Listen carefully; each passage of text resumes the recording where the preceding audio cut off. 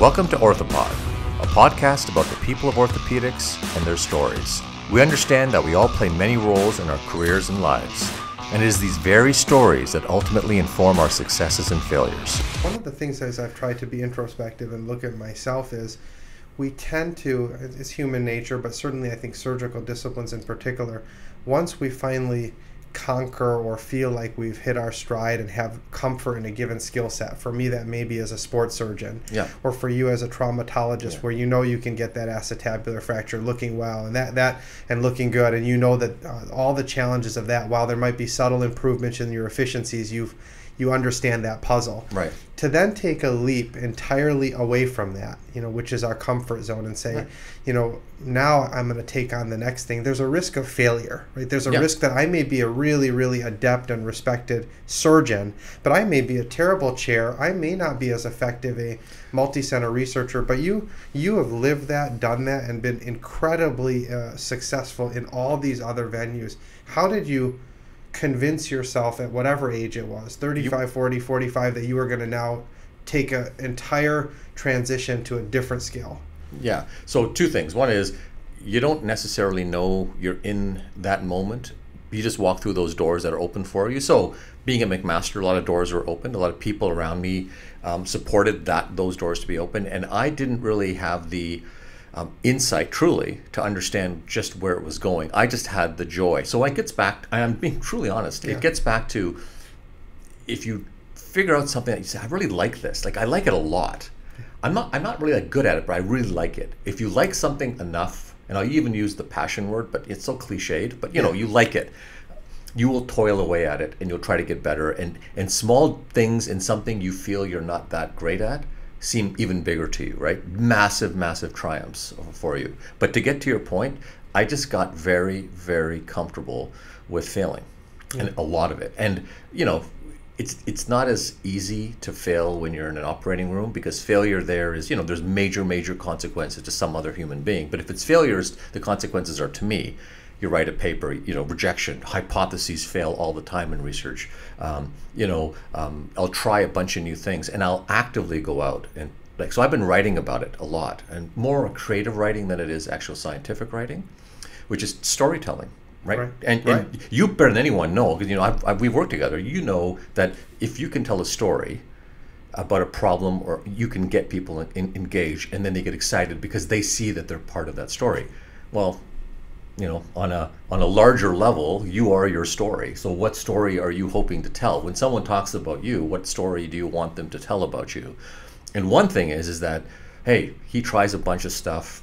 He will never say no, to a point, unless it's really dangerous. But you'll try a bunch of things, and I'll get areas where failure for me teaches me something. And the thing I've learned is, and the reason, you always say, well, you're always out, you're riding your bike or trying to do something. It's really quite simple in that I'm trying to push it to a point where I'll get to a point where it's beyond a stretch, and I'm going to say, okay, that's my limit at what that is. But I've learned from that.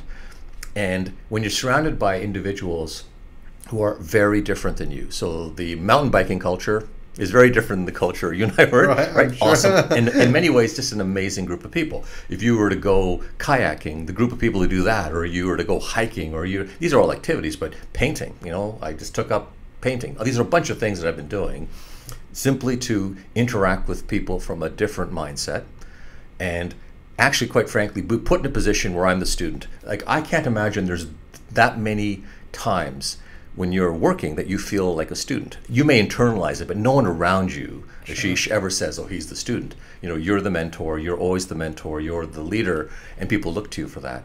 It's kind of nice to have almost no expectations. Sure. So I put myself in situations where there's no expectations. Yeah, but he can only go up in a estimation. But it's also admirable, because if I was also being honest, I think many surgeons and our personalities and our culture, we tend to avoid the environments where we're not the authority, right? Where we're not seen as the know-it-all, and I am. You just made a statement, and I think you told me this maybe 5 years ago, but the art of storytelling to us, you'd say, well, why do we need that skill set? And I think I really took it to heart 5 years ago that the art of storytelling is very much similar to the art of grant writing. And if you can convince someone of a well-stated, succinct purpose and methodology and conclusion, it's not that dissimilar. So I know all these areas that you're focusing on and evolving passions because I follow them on social media, and I'm envious. I can't draw like you. I can't watercolor like you. Okay, I can't be a researcher like you. Okay, let me say something. Okay, like on this one point. There's one point. So you're looking for a different way to get out, like to change the way your situation in a way, right? You're thinking through different ways, and you want to find a different perspective. What can you do, or what do you like to do, or what did you like to do, or what would you like to do that was uniquely something very different than your day-to-day work? What is that? Like, just articulate that for me so I understand it. Even if you never tried it. Oh, I wouldn't mind trying this. I haven't tried it, but that if I were going to do anything, I would learn that. What is that? I think it's a great question. For me, I started as really an engineer. So for me, my even path to orthopedics, I'd love to tell you. I think anyone who can see visually on the podcast, I don't look the part of a football player, or I don't remotely look anything that looks the part of an athlete, unless maybe the game is chess or something.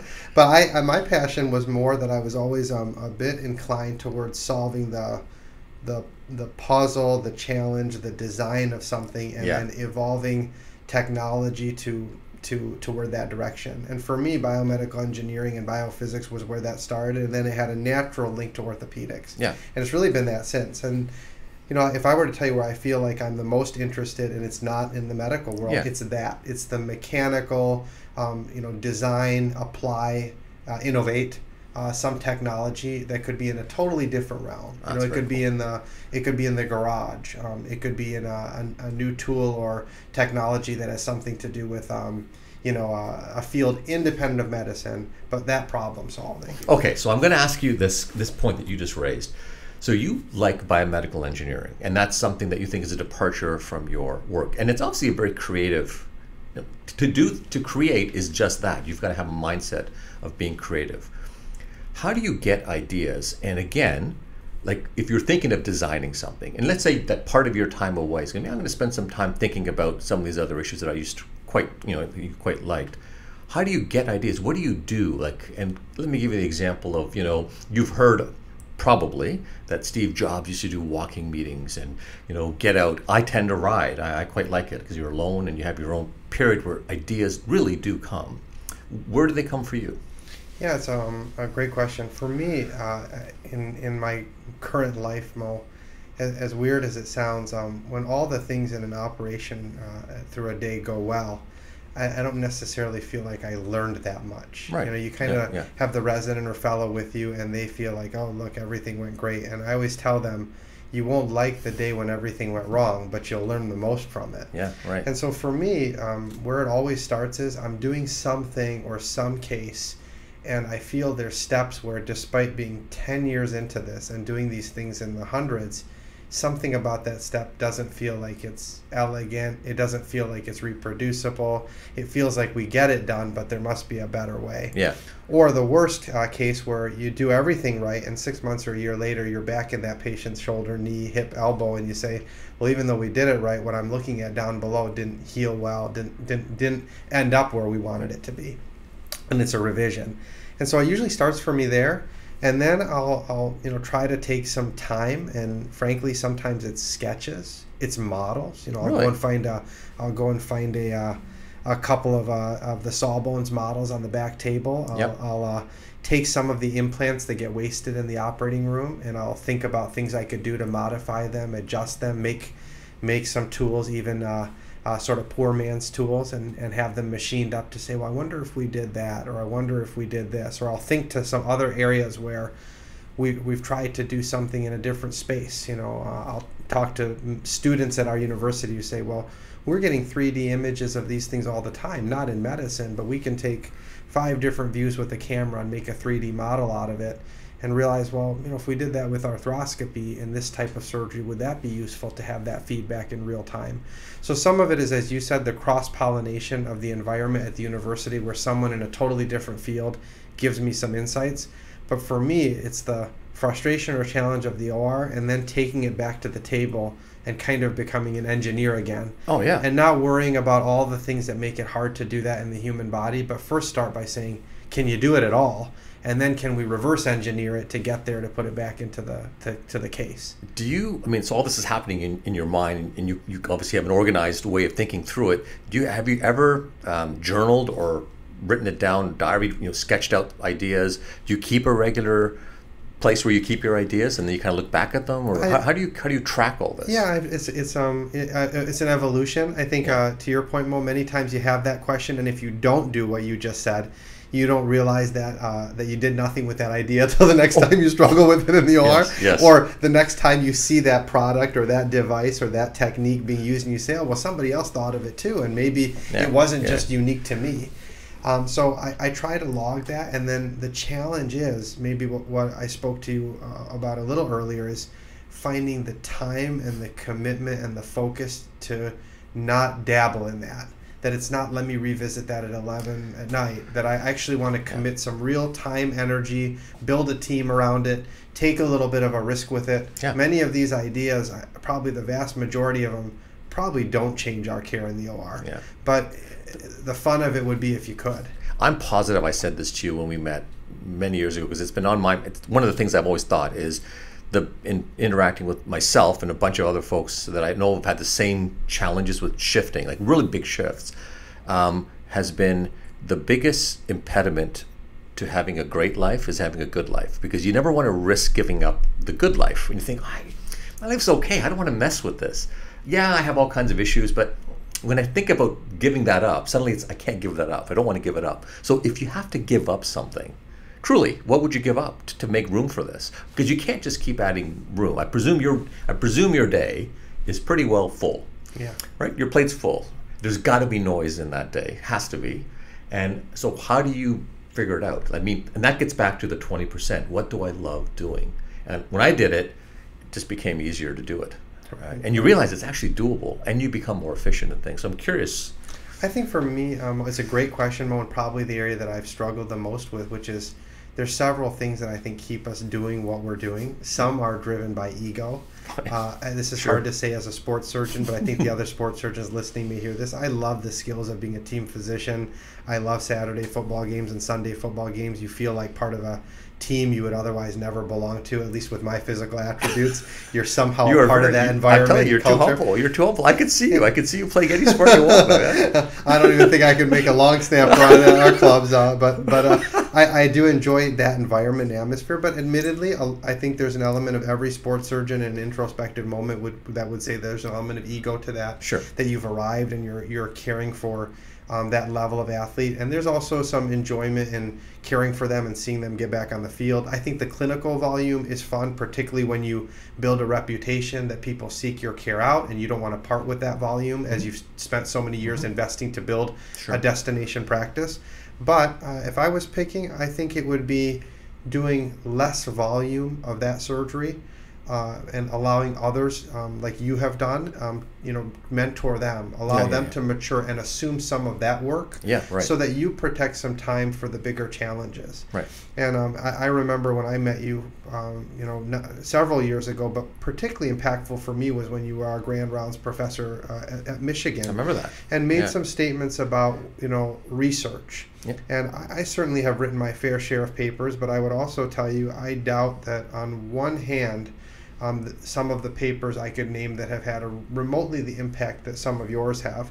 And I think that speaks to that the easy journey isn't always the best one. One of the things that is true, I think, in every aspect of what we do. In the OR, sometimes it's easier to get done by doing A instead of B. In research, it's easier to write a case series than it is to do an RCT. It's easy to collect 20 patients versus 200,000. Right. But I remember seeing your work at that time. I think you were doing a study looking at reamed versus unreamed nailing. That was many times. Yeah, that was the sprint trial. Yeah, sprint trial. And I think you also had done some amazing work looking at irrigation and debridement for open fractures. And then I saw you click through slides where you had recruitments from China and recruitments from Delhi. Right. And the amount of work it takes to get data in the thousands and hundreds of thousands, but that's the level of work and investment it needs to answer a question. Well, that's the point, right? The point, and I think you said it clearly, is if you're going to take it on, there's the big fear. It really is a fear of failing at saying, I'm going to step out of my comfort zone to do something. But I always say, you're probably more likely in a stretch experience, someone like yourself, than you are in a complete, what I would say, high risk situation. Stretch to me is you just haven't done it, but you have the skills and the capability and all the prior, everything you've done prior is preparing you to do what you'd like to do. The only thing missing, quite frankly, is your dedication and time on that particular project. And quite frankly, the dedication and time only comes if there's an internal desire that this is an unmet need, that you want to do it. It's just something that you have to do. And generally, when you do something like that, everything else follows. It's again, everyone says, oh, well, I want to make sure that I'm safe. I want to make sure all these things are in place because I'll do it once I get my big grant. Well, you won't get your big grant unless you take some risk, right? So everything's just hard. Right. But generally speaking, I always say to folks, if you really, really, really feel that you need to be doing this, you need to start doing it. And just start doing it, and you will realize that things will open up for you. It seems like doors closing everywhere in the first year. Few more open up, and now all you seem to walk through is open doors, but you don't realize that they're being opened for you by all the contacts, all the people around you, right? Sure. And I think that happens in every way. So that's how I've sort of have just kind of, conceptualize, how this goes, and I've become less fearful. Someone says to me, what's your 5-year plan? I say, I don't know. I'm worried about I'm worried about today, I'm worried about tomorrow, I'm worried about this week. Right. And if I continue to worry about today, tomorrow, and this week, and I do really, really good by this week, the future is going to be great. Right. And that's the hardest thing, is because I used to spend all my time thinking about what's going to happen when I'm 45, what's going to happen when I'm 50. And you get to 50 and you realize, it's okay. Things worked out. They work out. You know how. Right, you're paralyzed by the need for security in that longer term future that prevents you from living today and having the what you wanted 10 years from now. So I'm going to get it out of you somehow. Thanks for watching Orthopod. Stay tuned for more episodes.